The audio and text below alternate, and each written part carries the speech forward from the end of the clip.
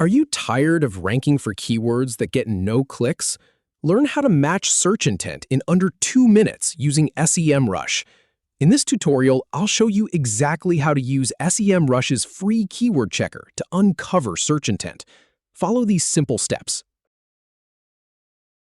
Start by heading to the free keyword checker tool.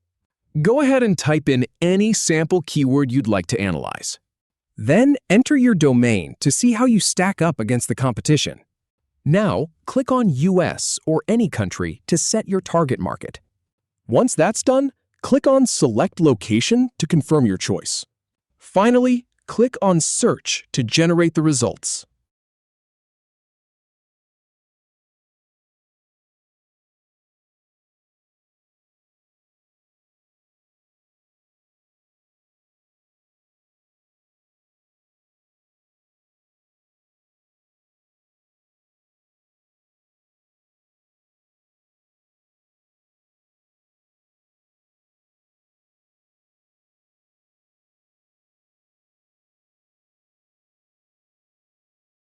To review keyword intent, click on Keyword Variations and explore the different search intents associated with your keyword.